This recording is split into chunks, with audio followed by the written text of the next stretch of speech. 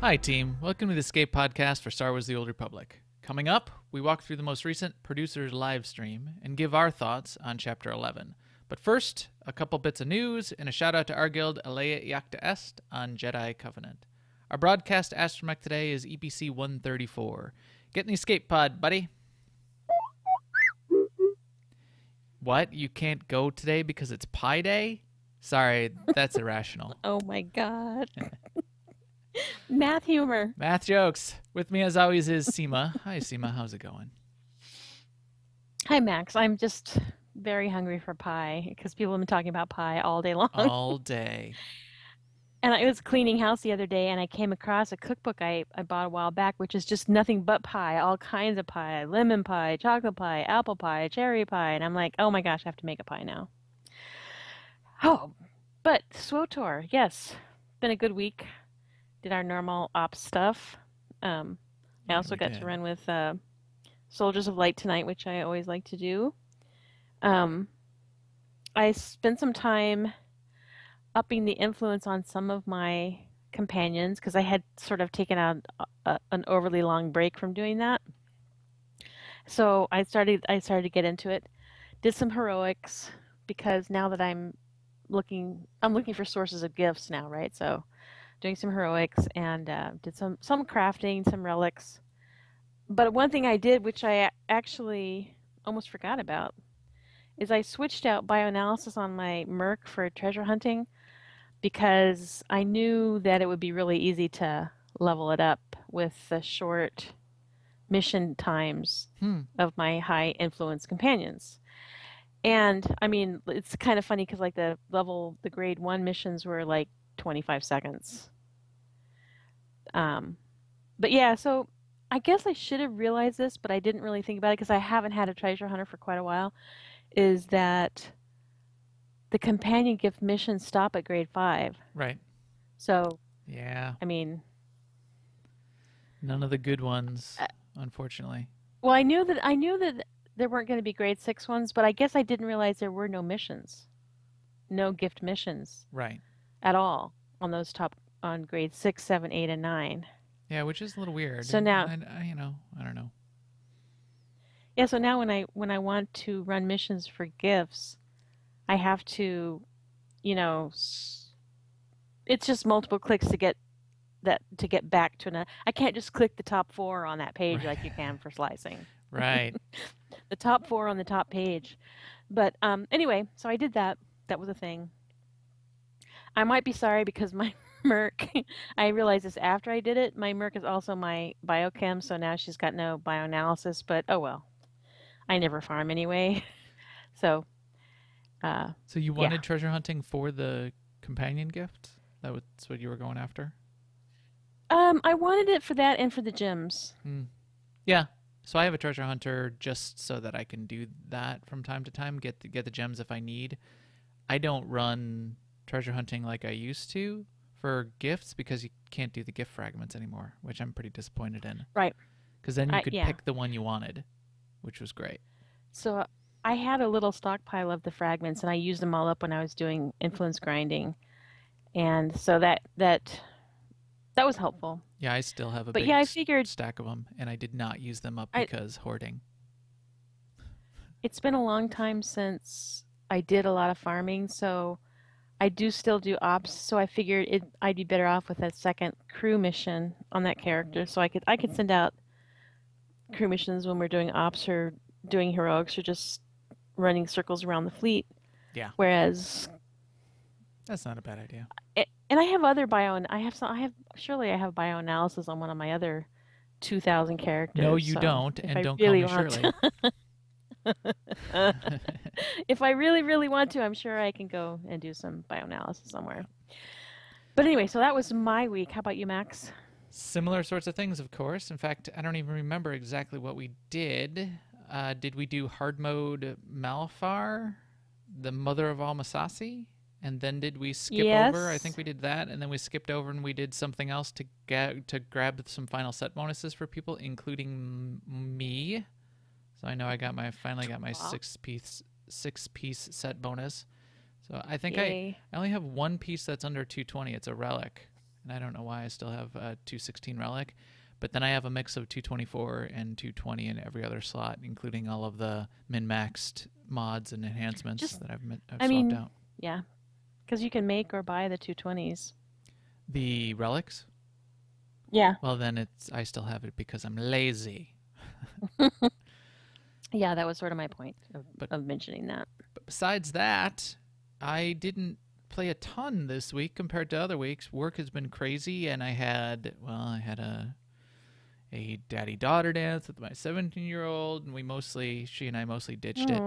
It was fun, but we went to dinner with her friends and other dads before, and then we went and we hung around at the dance and mostly made fun of other people and then left early, which was awesome. We were too cool for school, if you know what I mean. Yes. And then I went to work, and I worked some more, and then did a bunch of work. It's been busy. Yeah. Did a little bit of Black Desert Online, because our guild is getting into that a little bit as well. And the only thing I can say about Black Desert Online is, besides being interesting, is it really makes you appreciate BioWare's attention to story and cutscenes and story and cutscenes. So big difference, huh? Wow. There really is just nothing that compares to. So then I went back and compared it to like going through chapter 11. It's like watching a movie compared to, you know, seeing a stick figure cartoon drawn by a 3-year-old. It's unbelievable, especially with Black Desert, which is a Korean MMO translated to English. I don't even know if in Korean the voices match up with the mouths, but they certainly don't in English. The mouths just sort of, you know, flap like a robot puppet of some kind, and then the things that they say make no sense whatsoever. I think there's supposed to be some sort of story, but So it's like visually kind of beautiful, but the voiceover doesn't match up. The art and the skins of the characters are nice looking, but yes, then nice looking. Okay. Once they talk or they get into a cutscene, it's terrible. It's just terrible, and the story makes very little sense. I guess a little bit of sense, but hardly any sense. Otherwise, interesting in being sort of one of the old school grindy Korean style MMOs that a lot of people are starting to have a little bit of fun with, including our guild. But that is about all of what I did. I'm looking forward to getting some more time and getting back into PvP in particular this week. And we will talk a little bit about PvP in the news. Now, an Imperial News Network report. They did update the Warzone on the PTS, the new Odessen Warzone, a little bit. They call this PTS update number 3. They've continued to tweak the list of changes that they're making based on player feedback. We'll talk a little bit about it in the segment when we talk about the producer live stream. But it was good to see that they did that and then had some more testing over the weekend. I'm pleased that they're continuing to hone in on what they're looking for there. Yeah, me too. I like the signs. They're still looking into the Nico issue, which the issue is that you cannot summon Nico. And they say they're unable to identify a fix for 4.2a, which was the little mini patch we got this week. But they still consider it a priority to get them fixed. Yeah, I miss them. I do too. It bit me this weekend. I did make a new character. Nico bit you? Ow. Charlie bit me. That's an internet meme. Yeah, I rolled a new character. I do from time to time. I'll roll these low-level characters that look like my character, and then I'll transfer them to other servers so I can move credits and I can move cartel packs around because we do a little bit of cartel pack giveaways for the stream and in our chat room after the show. Anyway, I moved a character, so I wanted to keep the name for one, and for two, I wanted to have another character at 10 so I could move it at a moment's notice. And I clicked my little Nico token at level 1 and wanted to pull out Nico and could not. So that was a little frustrating. So I didn't level Yeah. him. Now he's level 1, and he's going to wait for Nico to to come back before, because then I can just point Nico off and say, go kill all the things, and I can just go make a sandwich. Yeah, I was gonna wait on my scoundrel to do chapter 11 until I got Nico, but then I realized that's Yeah. dumb because you don't run with your own companion anyway, usually Right. during those things. Right. In fact, So you I probably will don't. do chapter 11 on him soon. I already did it on my Merc, so I have done it. Also in the news, there was a delay of the launch of the Eternal Championship.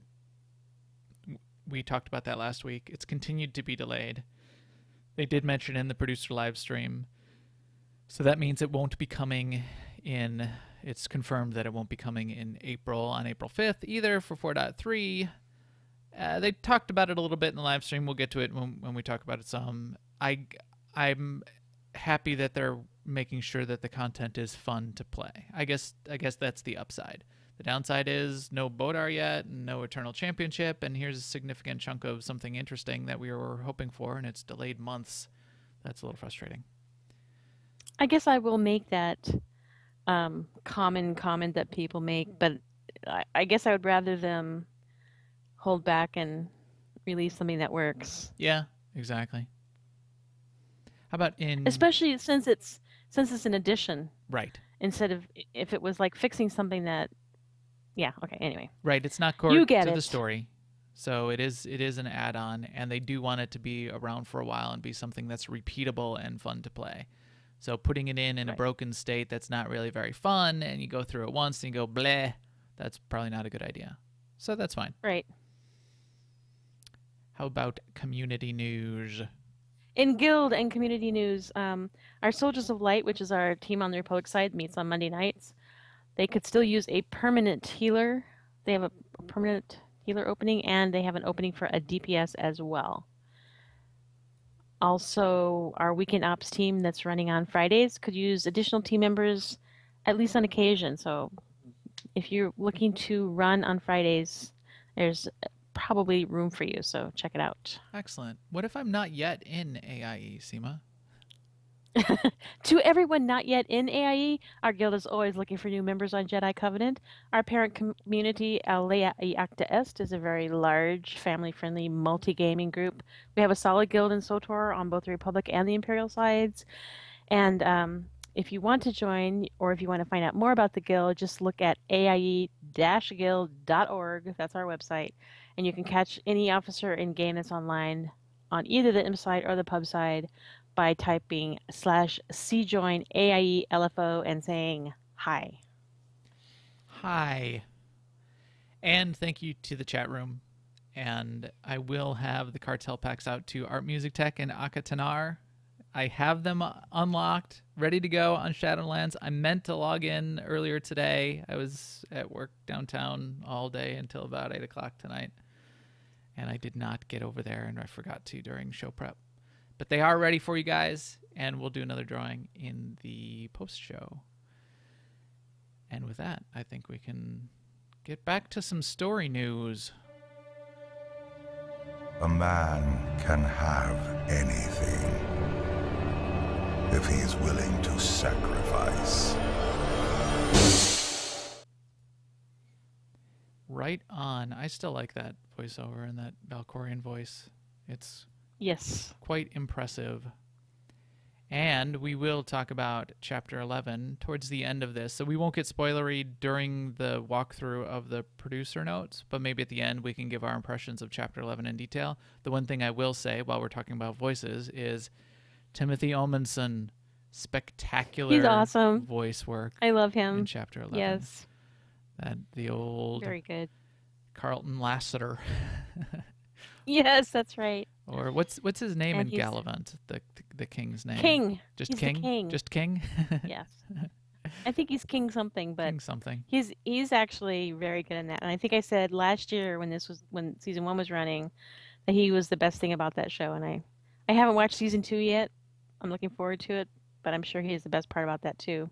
Yeah, I like him more and more. Every new thing I see that he does, I continue my respect for him as a actor and voice person continues to grow.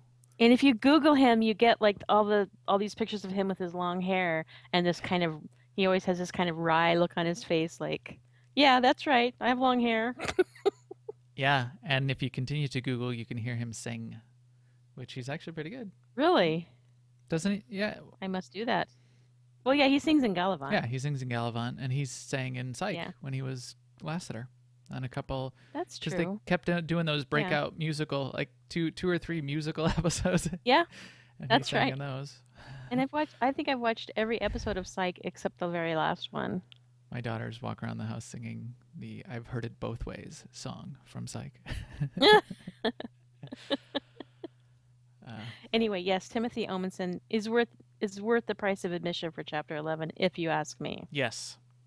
And the full lyric to the start of that song is, "I've heard it both ways, the right way and then yours. I've heard it both ways."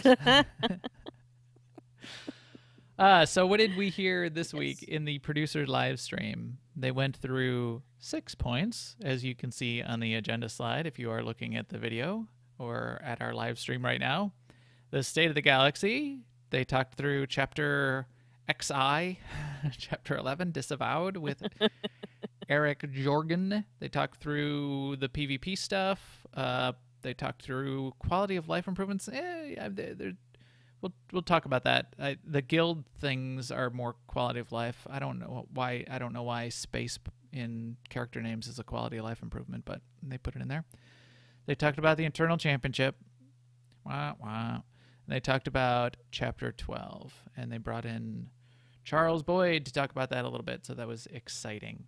So let's see, kick it off, State of the Galaxy. What did you think of their little discussion of the Eternal Championship delays, Seema?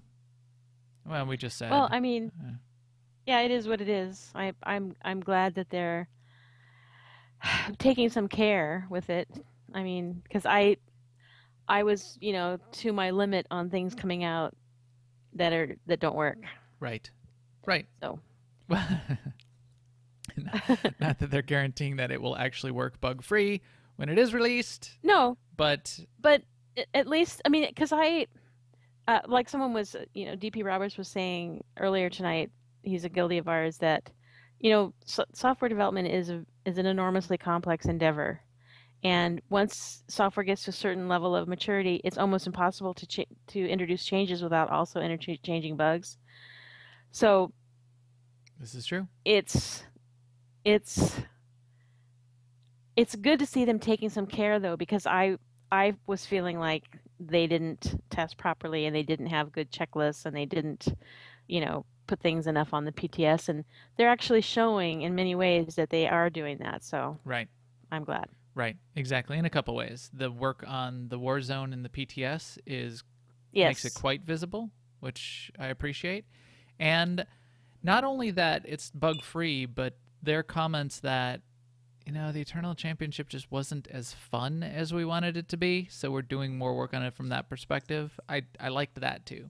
So right. Good reasons. Yes, because if not just disappointing, but good reasons from what it sounds like. And sometimes whether or not something is fun is only a matter of tweaking certain things. So it doesn't necessarily mean back to the drawing board. So right, exactly. I'm glad. They also talked about Chapter 11 with Eric Jorgen. So spoiler free. Yes, it did come out. We did get Chapter 11, and we learned new things and got to check out what Jorgen's been up to. We'll talk about it more in the end, but I think that was interesting. They also lumped under this release of Chapter 3 the new Disavowed Cartel Market Pack. They said, I didn't look at the armor sets, they said one of Jorgen's Havoc Squad armor sets is in that Cartel Pack. Is that true? Whatever it is, I gotta get it. Yeah. Because the armor that they gave him when he comes out of the story, if you're looking at the video right now, it's pretty lame. It's some really nice Havoc Squad armor in all of the cutscenes, and then he gets out of the cutscene and what did he like change into? It's like our pajamas? Havoc Squad PJs or something. Yeah. What are you I doing, guess man? I'm not the only one. And then what'd you do? Did you just ditch your armor? What about his weapon? Can I make him pull out his weapon? No. Here, I can look it up from behind. That looks like the weapon he had, at least, which was pretty cool. That nice sniper rifle with the cartridge in the middle. Yeah. So I got to get him a new armor set, and he is one of the old school companions, so you can change his armor set, which I appreciate. So you can I'm glad outfit they did him, that. and you can use companion customizations if you have old customizations for Eric Jorgen that you want to put on him. They also mentioned, and they talked about that standing mount, that Segway hoverboard thing, being popular out of the latest cartel pack. Are you a big fan of it? Someone called it the flying stripper pole. Wow, I did not hear that. See, I told you I like running with Soldiers of Light because I learned so many things. There you go. I like it. I like the idea of it. I've thought about buying one. I don't know how much they are right now, but when I see people whipping by, whizzing by on them, I think, oh, that's kind of cool. They should make it so What do you you're think of always it? dancing anytime you're mounted on it. Or you should have a dancer, one of those hologram dancers. The holo dancers. Yeah. I think it looks quite dangerous and not very useful.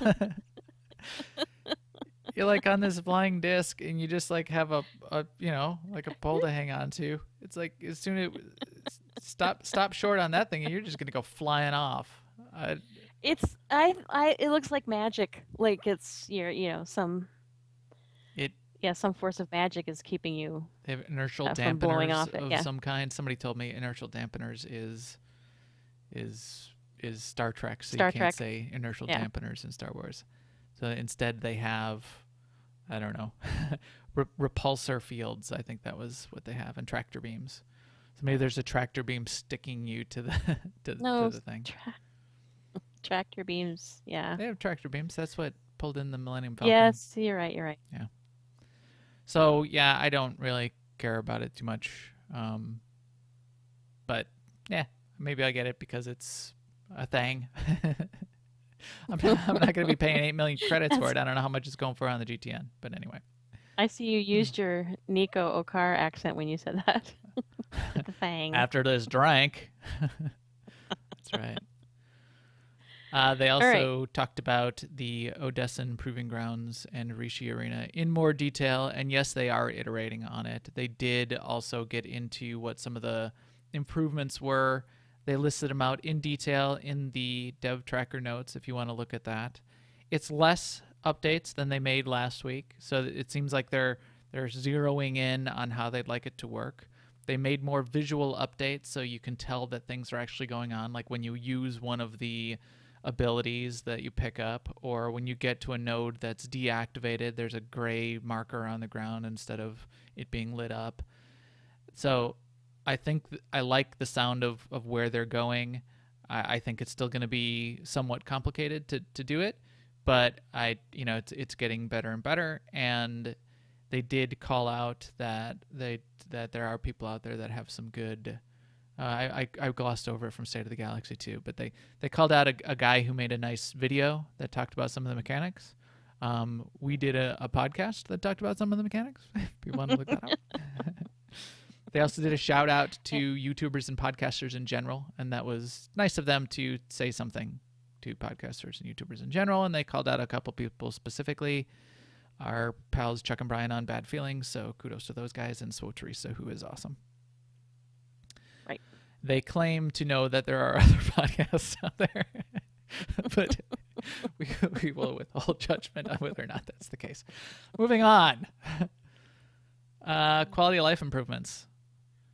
So why don't you go through this stuff? Yeah, what do you think? Yeah, I mean it's the stuff that we had covered already. So we're happy to see that the guild cap is being raised from 500 members to 1,000 members, and there'll be some other administrative things that'll help, like mass selection for guild management options, and also a field for legacy name, which will help since this game is so friendly to alts. It'll help us know who we're talking to more often without saying, Yeah. "Who are you again?" That's right. That is a good one. They also mentioned that they're upping. There's a 50% increase in the decoration limits for guild ships, so more hooks for the guild ships. They're also going to have a 5th stronghold, and I guess that they fielded several questions about this because people wanted to know, does that mean when I have a 5th stronghold that now I'm going to have to get that one to 100% too to still be considered 100% for conquest? And they finally understood the question and answered it that it's going to go by your top 4 Right. strongholds. So if you have your top 4 at 100%, you'll still be at 100% for conquest, Which is nice. even if you have nothing in your 5th stronghold. Well, yeah, because I was wondering about that too. Yeah. Didn't want to have to throw up all over another stronghold. I think I have enough stuff to do it with, though. Character name improvements, they call it, which is allowing a space in your name, which we've talked about that before. Yeah. They talked about the PvE and PvP instance types, and I guess there's an update coming to the interface where you choose, because the way it was when I went on the PTS briefly was just similar to how instancing is now. It's just a little drop down from the mini map. From the corner of the map. And so maybe they're making it a little bit more, has a little bit more feedback, like what's actually happening if it doesn't work or does work or whatever. Yeah. And they say they're making some improvements to /who, which is good. I mean, it could use some improvements, like actually working. Making, yeah, right. They're also making changes to the login screen for that PvP, PvE instance thing, they said, to make that more apparent. Oh, the select server screen. Okay, that's what that means. All right, that makes perfect sense. Yeah. So you can choose when you log in which one you're going to. Yeah, is that I didn't look. I think somebody pulled out what that new server select and login screen looks like, but I didn't take a look at it. So I don't know if you can actually select, or if they're just making it clear that there is no more PvP, PvE instances separately, and they're calling it out on the server select screen. I don't know, but I think they should make it clear, because otherwise half the people, well, not half the people, but whoever is going to end up with 2 loading screens. If they load in and then go, okay, I'm in PvE, I wanted to be in PvP, now I have to load again. That's a good point. That is a good point. Are you going to be on the PvP instances all the time? Yeah, all the time. All I'll just the live time. On Every all time, never not. I'll be ganking everyone. Ganking.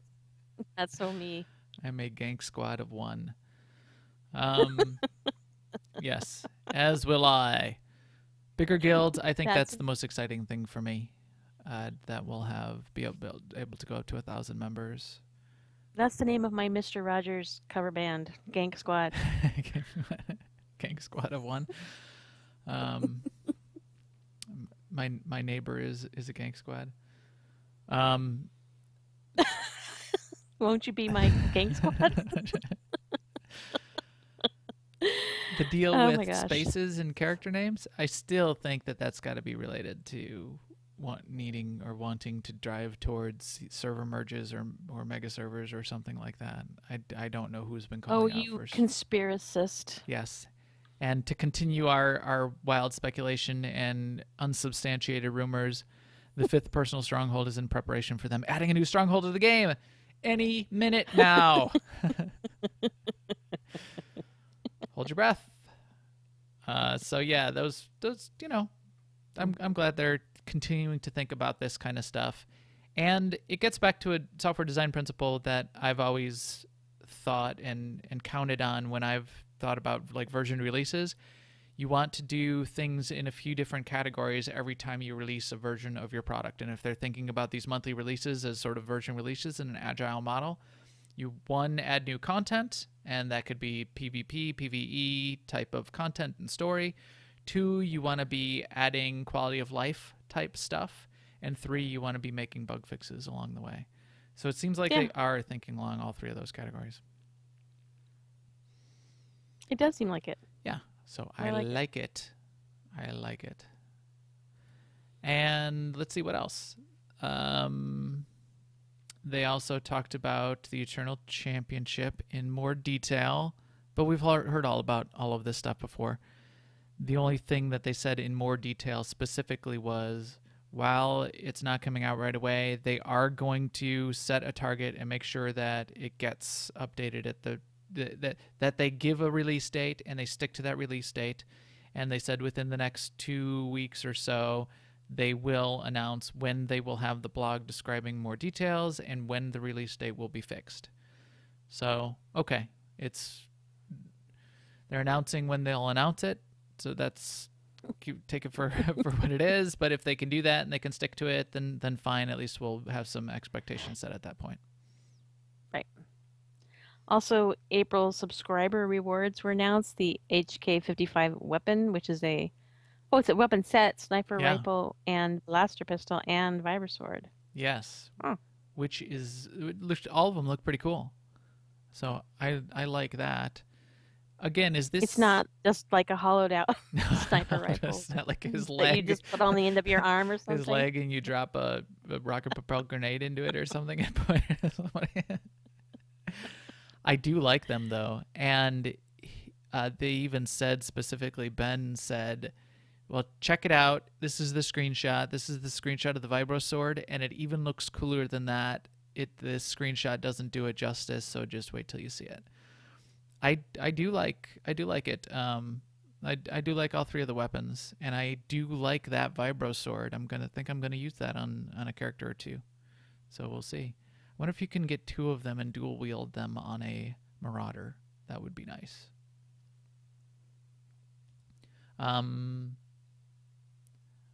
Also, they brought in Charles Boyd and scooched their chairs over about 2/3 of the way through the producer live stream and said, Charles, get on in here and talk a little bit about story.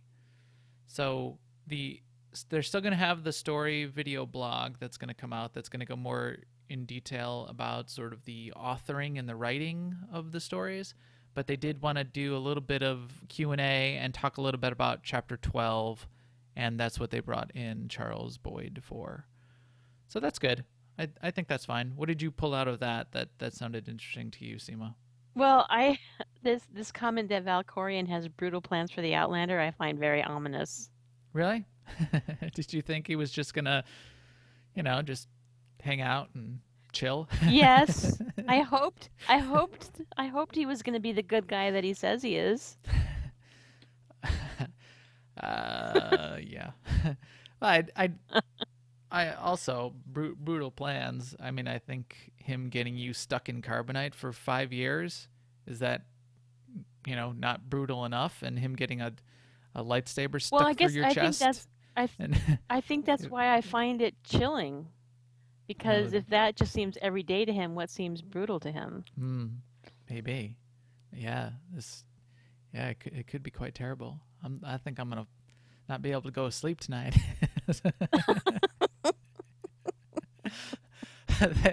They also talked about special return appearance from some fan favorite characters. So mini spoiler here, and probably now through the end of the podcast tonight, we're going to get a little more spoilery because we'll go back to talking about Chapter 10 and Jorgen too. But this is going to get into what they're talking about a little bit for Chapter 11. We are going to get to see more from Satil Shan and Darth Marr. And they did make some side comments about they're hanging out on Odessen somewhere. You will get to hear from them again and check them out a little bit again. And you'll get a little bit of the story about why those two are still sort of hanging out together. Now, Seema, you said you had no problem with, why would they not be? No, because, I don't have a problem with it because Satil Shan is very wise. So, because she's a Grandmaster Jedi. So I associate that with a certain level of wisdom.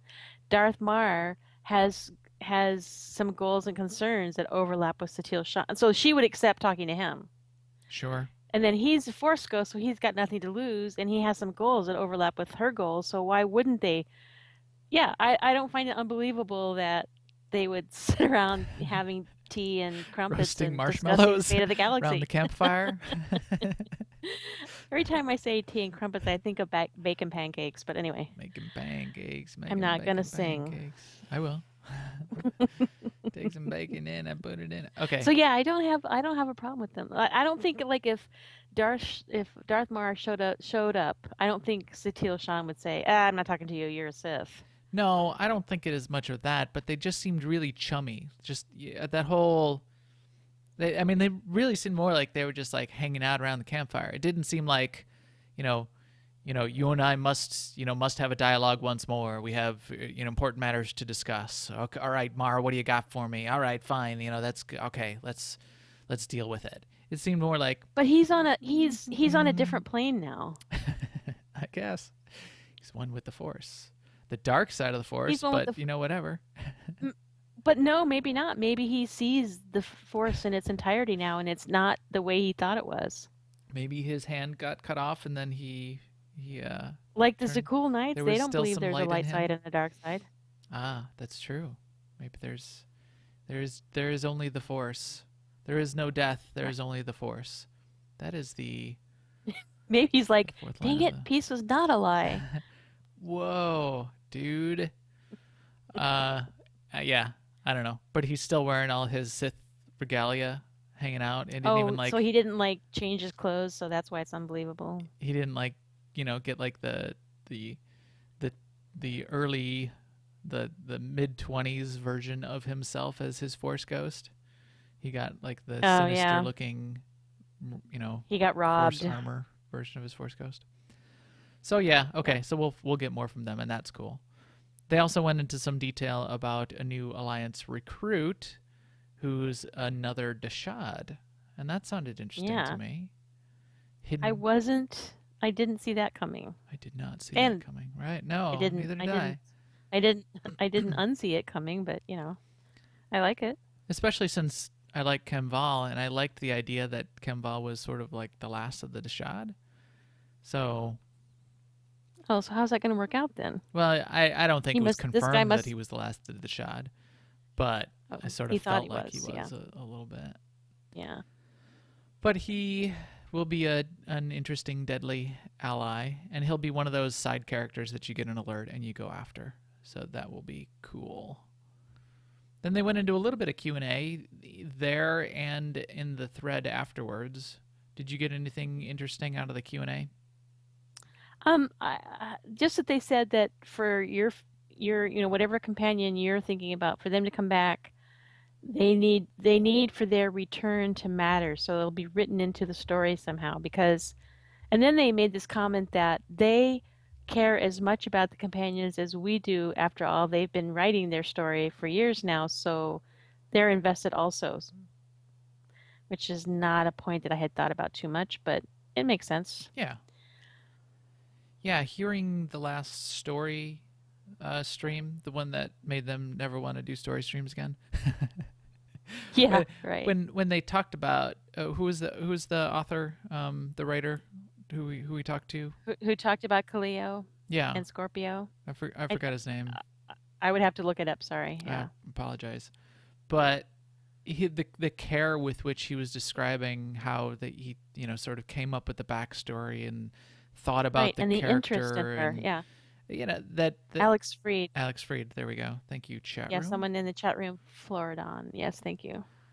So yeah, it was. I really liked, and hearing that it does lend itself credence to that. So yeah, I imagine they all want those characters back too.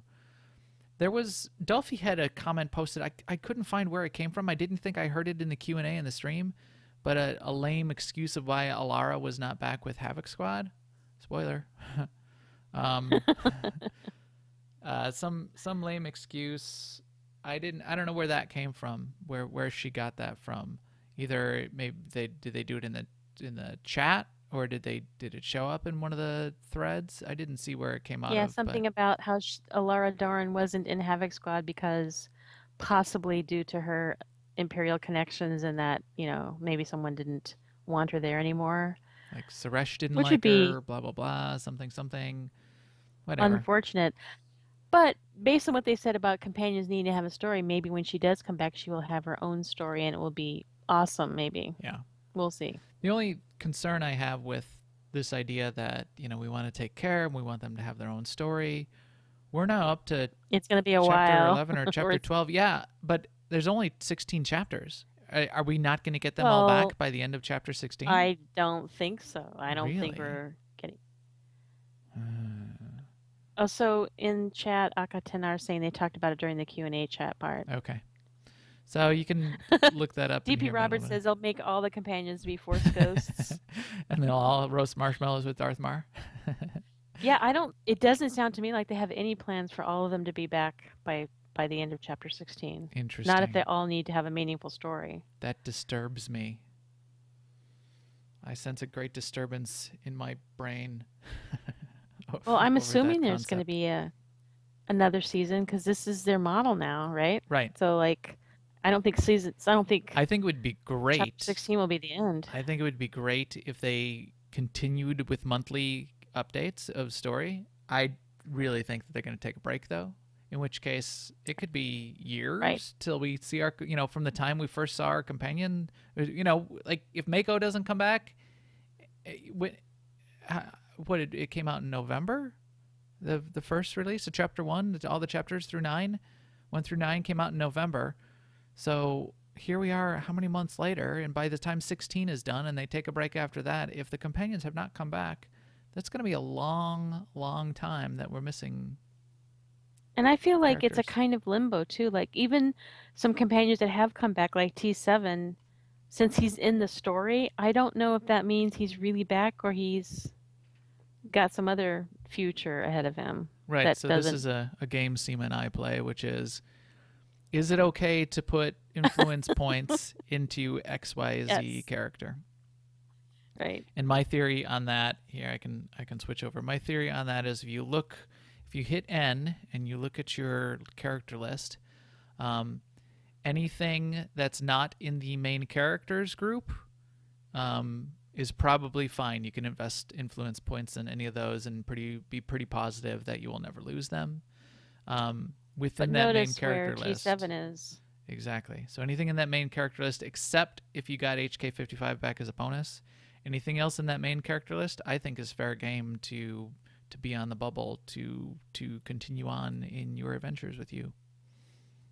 Yeah. And again, spoilers. So from here on out, continued spoilers, both about chapter 11 and about previous chapters. Some people are already missing Koth, right?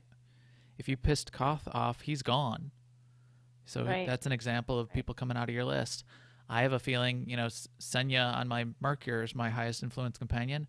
I have a feeling no matter what I do, she's on the bubble and could very well be out of the story by the end. Yeah. And she did not seem happy in chapter 11 either. She's getting more and more frustrated and angry with her kids and like even in the cutscenes in chapter 11, she was a little cranky.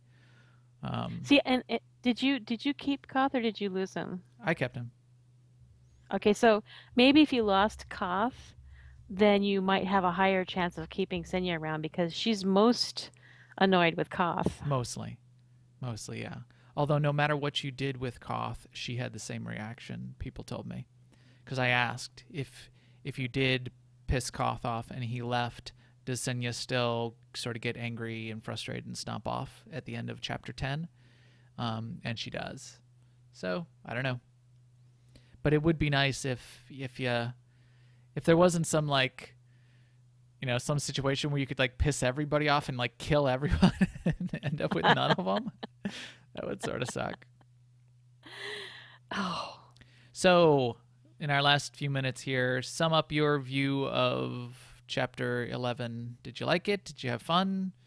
What was your favorite part? I liked it and I had fun. I was a little concerned because of people complaining about it, the fighting part being grindy, but I thought it was actually less grindy than previous chapters, and I thought it was more scenery-rier and like you had to go in those round buildings, and I enjoyed the little puzzle that you had to do, and I really, really always loved Timothy Omenson, so I liked having all that voicing of his. Yeah. And I'm also kind of a Havoc Squad fan. I mean, I liked the Trooper story when I played through it. I liked the whole Havoc Squad thing. Although I do think it was interestingly mirrored the way Eric is taking Havoc Squad away from the Republic when we in the Trooper story killed the guys who did that before, like Tavis and his group. That's exactly what they did. They were leaving the Republic because they felt like it was not serving that is a good the point. truth or whatever. I mean, really, I mean, sure, they they were traitors because they sided with the Empire, so it seemed to have more of a force of that's feeling true. bad, They sided with but they did it almost for the same reasons. You're right. Yeah. The Republic's become ineffective. They don't support their, blah, blah, blah. And, so we're sort of going rogue. And the only way we can do that and still be supported in the way we need to make an impact on the galaxy is to get some support here from the Empire. Yeah, that is true. So maybe we have to take down Eric now, as soon as this is over. Did you play it on a trooper? I did not get a chance to play it on my trooper yet. I played it on my Merc. I need to play it on my trooper because I wanted to hear what Eric would say to the trooper. I ran out of time. I wanted to do that today too. So anyone who did, that'd be interesting to hear about, and I'll play it because my trooper obviously is my other main character that I play through all these stories on. And then I really liked it as well, and I liked the combat. I thought it was an exactly fine amount of combat. I didn't feel like it was really grindy or repetitive. I thought even of all the combat, I thought there was a couple combat scenes that were interesting thrown out there in the middle. Like as you're walking through the swamp, you see a bunch of sky troopers coming towards you, and then one of those big spider things jumps on top of them and tears them apart, and then you have to finish them off and kill the spider thing. And then when you're meeting up with Havoc Squad and you get a couple waves of sky troopers that hone in on your position and they track you down, and you get the 2 walkers that show up afterwards, and you're fighting 2 walkers. I don't know why. It's not like I've, never fought 2 walkers before, I guess, if you think about Temple of Sacrifice.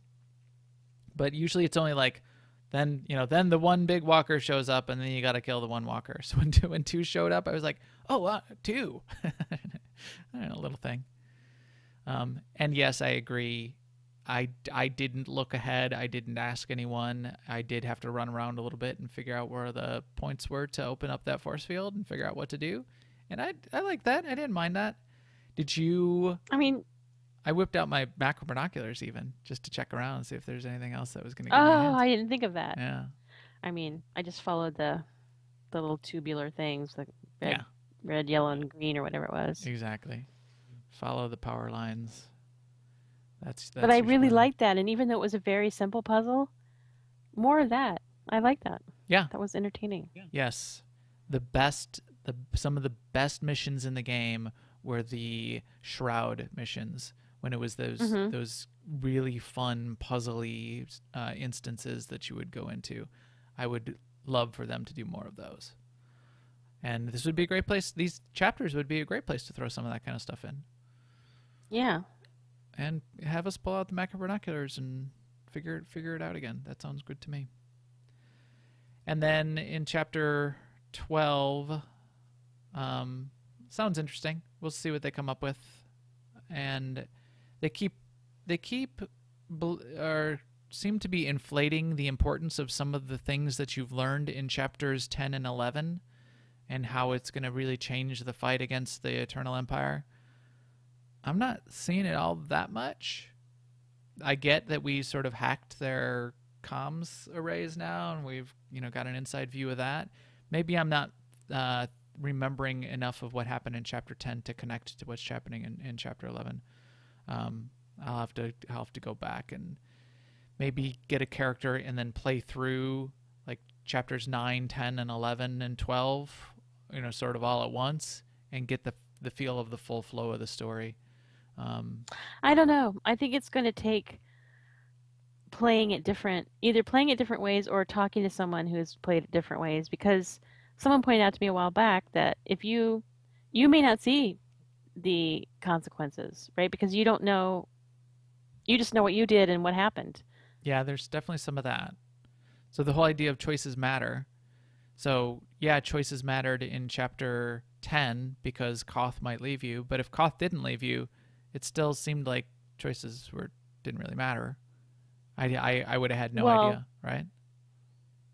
right. I would exactly. I would have had no idea if. You're right. Yeah. Yeah, exactly. So we shall see. It is overall, though, I thought it was a good chapter, good content, and I'm looking forward to chapter 12, which will be out in a couple weeks. I just want to say that Jace Malcolm, who's one of my favorite characters from the mini cinematic things from the very, very, very beginning, was a Havoc Squad leader at one point. Was he? Yes. That's good to know. I did not know that. Wow, that's good. So, I mean, you know, go Havoc Squad. Go Havoc Squad. Havoc Squad is awesome. You're right. There we go. So to sum it up, Havoc Squad is awesome. And with that, Yes. EPC 134 can forego his exemption for Pi Day and actually get in this escape pod. Happy Pi Day to everyone, and thank you all for joining us, either on newoverlords.com, on iTunes, on YouTube, or live on Twitch. We will stream again next Monday night on twitch.tv/newoverlords around 10:30 p.m. Central. Please follow us on Twitter at MaxTheGray and at AIESEMA. And come find us on Jedi Covenant and ask us for an AIE Guild invite. We would love to have you. And we will talk to you soon. Later, everyone.